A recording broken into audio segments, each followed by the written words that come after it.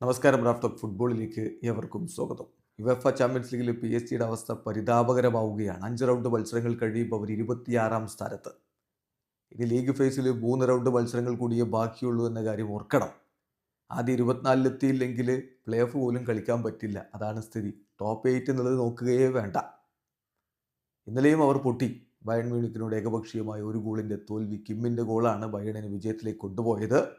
Osman ഡെമ്പലേക്ക് red കാർഡൊക്കെ കണ്ട മത്സരമാണ്. Bayern ഇപ്പോൾ തുടർച്ചയായ മത്സരങ്ങളിൽ ക്ലീൻ ഷീറ്റൊക്കെ ആയിട്ട് പൊളിച്ചടുക്കി മുന്നോട്ട് പോയിക്കൊണ്ടിരിക്കുകയാണ്. ഏതായാലും ലൂയിസ് എൻറിക്കയ്ക്ക് കാര്യങ്ങൾ ഒട്ടും എളുപ്പമാവില്ല ഇനി അങ്ങോട്ട് എന്ന് തെളിയിച്ച രൂപത്തിലാണ് ഇപ്പോൾ യുവേഫ ചാമ്പ്യൻസ് ലീഗിൻ്റെ പോയിന്റ് പട്ടിക നിൽക്കുന്നത്. മത്സരത്തിൽ ബയേൺ മ്യൂണിക്കിനായിട്ട് Harry Kane, Coman, Jamal Musiala, Sane എന്നിവരൊക്കെ ചേർന്നുകൊണ്ടാണ് മുന്നേറ്റങ്ങൾ നയിച്ചതെങ്കിൽ മറുഭാഗത്ത് ബർക്കോളയും ഒസ്മാൻ ഡംബലയും ചേർന്നുകൊണ്ടാണ് PSG മുന്നേറ്റങ്ങൾ നയിച്ചത്. കളിയുടെ 38-ാമത്തെ മിനിറ്റിൽ കിമ്മിലൂടെ ബയേൺ ലീഡെടുക്കുന്നു. രണ്ടാം പകുതിയിൽ ഒസ്മാൻ ഡംബലയ്ക്ക് റെഡ് കാർഡ് കൂടി കണ്ടതോടെ PSG കാര്യം അവതാളത്തിലായി.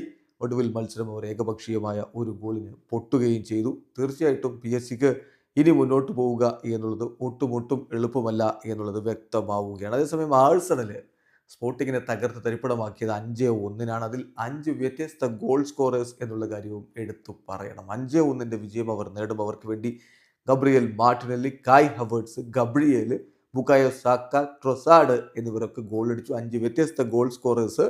സോ 5-1 തകർപ്പൻ വിജയം ആഴ്സണൽ സ്വന്തമാക്കിയിരിക്കുന്നു. അവർ ഇപ്പോൾ 5 കളികളിൽ നിന്ന് 10 പോയിന്റുമായിട്ട് 7-ാം സ്ഥാനത്താണുള്ളത്. അതേസമയം PSG സ്ഥിതി നമ്മൾ പറഞ്ഞു. 5 കളികളിൽ നിന്ന് 4 പോയിന്റുമായിട്ട് 26-ാം സ്ഥാനത്താണ്. ബയേൺ മ്യൂണിക്ക് ഇന്നലത്തെ വിജയത്തോടു കൂടി 5 കളിയിൽ നിന്ന് 9 പോയിന്റോടെ 11-ാം സ്ഥാനത്തുണ്ട്. വീഡിയോ അവസാനിക്കുന്ന ഫുട്ബോൾ ലോകത്തെ കൂടുതൽ വിശേഷങ്ങളുമായി റാഫ്റ്റോക്സ് വീഡിയോ എത്താം.